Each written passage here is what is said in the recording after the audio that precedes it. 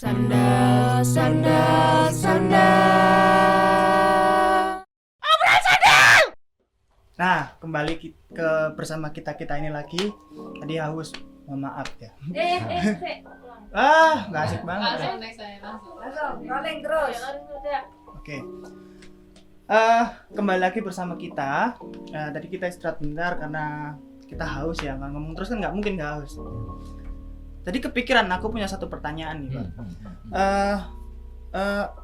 Pada zaman dahulu ini, masa Jawa ya, konteks Jawa hidup Bunda itu apakah sudah ada tradisi menyucikan diri dengan mandi? Itu ada nggak? Jadi pada masa lampau, pada masa hidup Buddha ya kita ngomongnya, ada media yang bisa digunakan untuk kepentingan purifikasi, ya, pencucian diri. Purifikasinya. Sebagaimana juga di India ya, ada dua bahan yang bisa lazim ya pada masa itu digunakan untuk mensucikan diri. Kalau di Islam itu kalau tidak air juga bisa debu ya, tayamum itu ya. Nah, pada masa Hindu Buddha di Nusantara seperti halnya juga di India itu selain air itu bisa juga menggunakan api. Jadi salah satu fungsi api itu adalah untuk pensucian, gitu ya. Karena itu ada api kesucian, gitu ya. Nah, salah satu media bahan yang digunakan untuk mensucikan diri itu adalah air. Ya. Jadi air itu ada yang disebut dengan diksa air. Diksa itu artinya mensucikan diri, purifikasi, gitu ya. Ada diksa air, tapi ada juga diksa api, gitu ya. Gitu. Tidak harus dalam arti dibakar di api itu tidak, biasanya api itu dikasih nampan itu terus diputar-putarkan di sekitar dan sebagainya. Itu pensucian diri dengan menggunakan air. Nah, air yang digunakan untuk mensucikan diri itu adalah air yang suci, bukan air yang profan, tapi air yang sakral. Jadi yang holy water, gitu ya. Air suci. Nah, ada sebutan yang berbeda antara air yang profan dan air yang sakral. Nah, air yang profan itu disebut dengan banyu ya. Nah, sampai sekarang kata banyu masih digunakan atau bisa disebut dengan ai. Nah, kata ai itu yang udah jadi air. Ai, wai gitu ya. Wai kambas misalnya itu bisa menunjuk sungai, bisa menunjuk air gitu. Nah, itu air yang profan. Nah, untuk air yang suci sebutannya adalah tirta. Itu ya, tirta. Jadi tirta itu sebutan khusus untuk air yang sakral, air yang itu suci. Harus sumber air atau bukan? Nah, oleh karena itu ada bisa langsung air yang keluar dari sumber itu langsung menjadi air suci.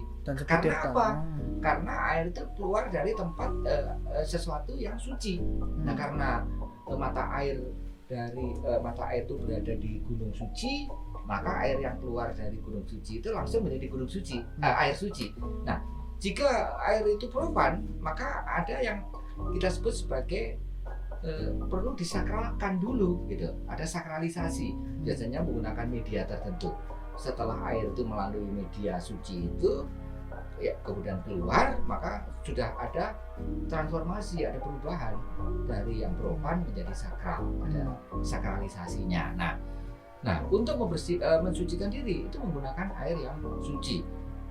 Caranya macam-macam, bisa hanya diperciki gitu. Ada yang berendam juga. Kalau di tradisi Bali itu ada ngalukat atau melukat, melukat gitu ya, diperciki gitu ya. Ada juga yang kemudian membasuh, hanya membasuh saja gitu ya, membasuh muka, membasuh organ tubuh yang lain gitu.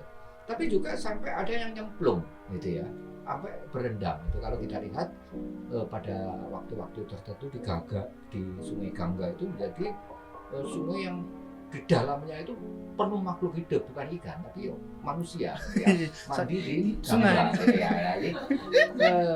Ini ada sebutan kunonya itu adalah mabanyu-banyu. Jadi berendam di dalam satu air. Yang air ini khususnya air yang di mana suci. Ini juga bentuk ritual-ritual untuk persucian diri. Gitu. Nah, apakah di air dari Kawi gitu ya sebagai air yang sakral ya, karena berasal dari gunung yang suci suci itu digunakan untuk kepentingan ritual semacam itu sangat mungkin iya. Karena itu ada juga jejak-jejak patirtan. Jadi patirtan itu tempat untuk tirta yang berada di lereng Kawi gitu ya. Karena airnya air yang suci, sehingga air yang berada di dalam tempat tirta atau disebut patirtan itu adalah air yang suci, dan itu bisa digunakan untuk kepentingan diksa tadi ya, diksa air. Itu apakah tradisi melukat niat atau bersuci diri di Gunung Kawi itu sudah lama apa sejak datangnya Mbah Jugo? Oh, sebelum itu kan Sebelum tradisi bersuci diri dengan menggunakan api kan sudah ada sejak masa Hindu Buddha, dan Buddha. kita juga bisa menjumpai adanya jejak-jejak bangunan suci dalam konteks Kawi itu kan sejak masa Hindu Buddha. Ada yang malah mulai, kalau kita Badut itu di apa itu berada di Kawi ya, Candi Badut di lereng bawah Kawi. Nah, Badut itu kan konteks waktunya kan 760 ya, medio abad 8. Jadi air suci Kawi itu paling tidak sejak pertengahan abad 8 itu sudah dipakai untuk kepentingan ritual. Paling tidak ritual untuk kepentingan upacara di bangunan suci era Kanjuruhan itu, dan itu terus berlanjut sampai ke masa-masa berikutnya, sampai ke masa akhir Hindu Buddha. Nah, bahkan kemudian juga berlanjut jejaknya itu hingga sekarang. Oleh karena itu salah satu yang juga tergambar di pesarian yang Jugo itu ada tempat di mana orang juga mandi air yang ada di sekitar Patirta. Bahkan juga pasca mereka melakukan kegiatan peziarahan ritual itu, mereka juga membawa serta pulang ke rumah itu air yang berada di yang disediakan di sekitar pesarian itu ya, atau mengambil dari sumber air yang ada di pesarian. Ini jadi konsepsi bahwa ada air yang dipandang sebagai air suci itu masih terus berlanjut pasca Hindu Buddha gitu ya. Yaitu di masa sekarang. Dan kalau kita lihat siapa yang membawa pulang air itu ketika melakukan kegiatan peziarahan di Kawi, itu bisa orang-orang dengan latar belakang agama yang macam-macam gitu ya. Ada orang Tionghoa, yang Konfusius, ada orang Islam, entah yang Putian atau Abangan, ada orang Kristiani dan sebagainya. Karena sebenarnya masing-masing agama itu juga mengenal untuk pencucian diri dengan menggunakan wahana air itu juga kenal. Karena konsep air suci itu juga di Kristiani juga dikenal juga gitu ya. Jadi sebenarnya ini konsepsi yang universal, konsepsi air suci itu. Ya. Nah, terus ini berlanjut ke yang Jugo ya. Itu ya. Sejarahnya bagaimana yang Jugo datang itu kapan, dan itu juga beberapa temuan kita ya, itu kita juga menemukan bahwa mereka itu mengenal namanya Abuge atau Rabuwage. Itu kan dibawa oleh dibuat oleh Sultan Agung kan pada abad 1800, abad ke-19 berarti ya. Dan itu apakah ada hubungannya juga dengan itu? Baik, jadi begini, salah satu jejak yang sekarang disakralkan di Kawi itu adalah pesarian yang Jugo, walaupun seperti saya katakan tadi bahwa itu bukan satu-satunya, karena di tempat-tempat lain yang ada di seputaran Kawi ya, di penjuru Kawi itu kita juga mendapati situs-situs jejak-jejak yang dipandang sebagai jejak sakral atau tempat-tempat yang sakral di penjurunya. Ada di lereng selatan, ada yang di sisi timur, ada yang di sisi barat, bahkan di sisi utara. Artinya tersebar di segala penjuru ya. Nah, terutama yang paling banyak itu ya tentu lereng sisi timur atau barat itu biasanya lebih banyak. Selatan utara itu tidak sebanyak yang lereng timur barat. Kapan yang Jugo itu kemungkinan mulai hadir di Gunung Kawi? Jadi kalau kita lihat dalam perjalanan migrasi manusia di daerah Malang itu, Malang ini merupakan satu tempat yang disebut-sebut sebagai, kalau dalam bahasa Belanda itu disebut dengan termalbasis Jadi basis mengundurkan diri, kemudian untuk berkonsolidasi, baru kemudian bergerak. Jadi ketika orang melakukan perlawanan, melakukan perjuangan di satu tempat, kemudian mengalami kekalahan, itu kemudian mundur, ya, mundur dan merencanakan sampai masuk lagi ke daerah Malang. Karena itu Malang itu seringkali disebut-sebut sebagai daerah terpal basis, daerah pengunduran diri. Nah, ada berbagai gelombang di mana gelombang terpal basis macam ini yang kita dapati di daerah Malang. Misalnya ketika Trunojoyo dan para pendukungnya itu mengalami kekalahan, maka kemudian mundur dan kemudian membuat benteng terakhir Selokupung di Ngantang. Jadi setelah benteng besarnya di Kediri dihancurkan oleh Kapten Tak, kemudian Trunojoyo masuk lagi lebih ke pedalaman dan membuat benteng terakhir yang disebut dengan benteng Selokupung di di Ngantang. Ya. Nah, kita juga mencatat ada satu perlawanan juga yang kemudian ketika mengalami kekalahan itu mundur juga, dan tempat mundurnya itu Malang. Gitu. Siapa? Yaitu Untung Suropati. Nah, gitu. Jadi Untung Suropati sempat melakukan konsolidasi dengan mengundurkan diri di daerah Malang, baru setelah konsolidasinya sudah mulai solid itu kemudian Untung Suropati menjadi pejabat. Dia menobatkan diri sebagai adipati di Pasuruan yang bernama Wiranagara itu. Nah itu. Nah ini periode berikutnya. Nah periode yang ketiga ini berulang lagi. Jadi secara berulang lagi ini terjadi pada tahun kurang lebih tahun 1430-an, yaitu perang Diponegoro. Jadi Laskar Diponegoro itu kan juga banyak yang kemudian mundur ya ke arah Jawa Timur ya, termasuk di daerah Malang. Nah yang juga itu konteksnya pada yang ketiga ini. Nah, oleh karena itu kita bagaimana kehadiran yang Jugo di Gunung Kawi ini terkait ya dengan apa yang disebut dengan Laskar Diponegoro. Nah, bahkan disebut-sebut bahwa ketika masih belum terlibat di dalam perang Diponegoro, disebut-sebut bahwa Imam Sujono atau yang juga disebut dengan yang Jugo ini adalah seorang rohaniawan di lingkungan keraton, gitu, seorang imam gitu ya. Ini keraton Diponegoro. Nah, itu ketika di di Mataram Jawa Tengah ya. Ini sebelum perang Diponegoro ya. Nah, sebelum perang Diponegoro. Nah, kemudian ketika terjadi perlawanan Diponegoro, yang Jugo itu termasuk salah satu laskarnya gitu ya. Yang kemudian bergerak eksodus sampai ke Jawa Timur ya, masuk ke wilayah Blitar dan kemudian tinggal di Blitar.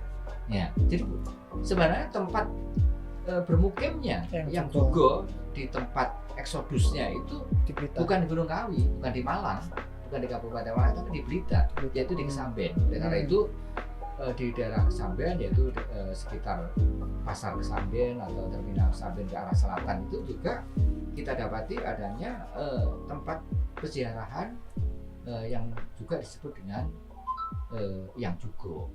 Nah, apakah yang Jugo yang ada di Kesamben dengan yang Jugo yang ada di Kawi itu adalah orang yang sama? Iya, itu adalah orang yang sama. Loh, tapi kok makamnya di Gunung Kawi begini? Ketika yang Jugo itu masih hidup, ya, ketika masih hidup, yang Jugo ini pada saat-saat tertentu melakukan kegiatan ritual di Kawi juga. Melakukan kegiatan ritual itu dengan memilih Gunung Kawi itu sebagai tempat kegiatan ritualnya. Nah ini menjadi petunjuk kepada kita bahwa mengapa yang Jugo itu ritual di Gunung Kawi, karena menurut pemahaman yang Jugo, menurut kalkulasi yang Jugo, Gunung Kawi ini adalah tempat yang tepat untuk melakukan kegiatan ritual. Mengapa? Karena tempat ini dianggap sebagai tempat yang suci. Ya. Oleh karena itu area sekitar pemakaman yang Jugo sekarang ini sebenarnya adalah area di mana konon ketika yang Jugo masih hidup itu merupakan tempat untuk melakukan ritualnya. Dan yang juga memiliki semacam masyarakat binaan yang ada di sekitarnya, gitu ya. Oleh karena itu kalau kita ke makam Gunung Kawi itu kita juga bisa melihat ada di pintu gerbang di Gapura itu kan ada relief gitu yang menggambarkan ada seseorang yang mengajari masyarakat berladang, bertani itu. Nah, seseorang yang mengajari itu adalah visualisasi untuk yang Jugo gitu ya. Nah, ini memberi petunjuk kepada kita bahwa sebenarnya sebelum yang Jugo datang ke areal sekitar pesantrennya sekarang itu ya, itu sudah ada pemukim di situ. Artinya sudah ada kehidupan, ada kehidupan manusia, sudah ada kehidupan budaya atau kehidupan sosial budaya di sekitar pemakaman yang Jugo itu pada pra yang Jugo sebelum kedatangan yang Jugo sudah ada. Dari mana kita bisa mendapati itu? Nah, kalau kita melihat adanya jejak-jejak yang ada di katakanlah di sekitar lereng selatan Kawi ya, yang dimana makam yang Jugo itu kita dapati, ada sejumlah petunjuk bahwa areal ini sudah menjadi areal bermukim, paling tidak pemukiman keagamaan ya, yang paling tidak sudah ada sejak abad 12. Terbukti dengan adanya prasasti pendek short inscription yang memiliki special script. Jadi ada aksara yang spesial khusus yang disebut dengan huruf kuadrat. Ya, ini adalah aksara yang hadir di dalam sejarah keaksaraan Nusantara itu pada abad 12, yaitu pada masa pemerintahan kerajaan Kadiri. Nah itu.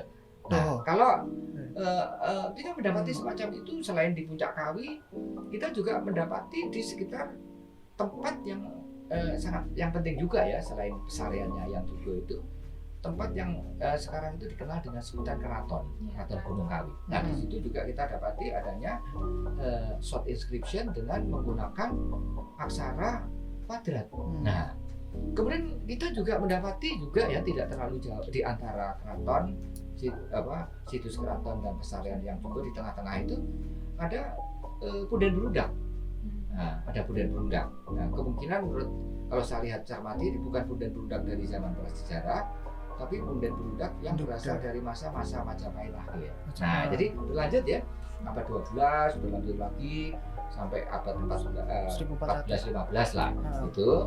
Nah, jadi ini adalah gambaran tentang adanya aktivitas budaya, aktivitas manusia di areal itu pada masa pra-Jugo, sebelum kedatangan yang Jugo di situ gitu. Bahkan kalau kita melihat salah satu Susastra Panji ya, Susastra Panji itu disebut-sebut bahwa salah satu tempat di mana Inu Kertapati atau Panji Asmoro Bangun itu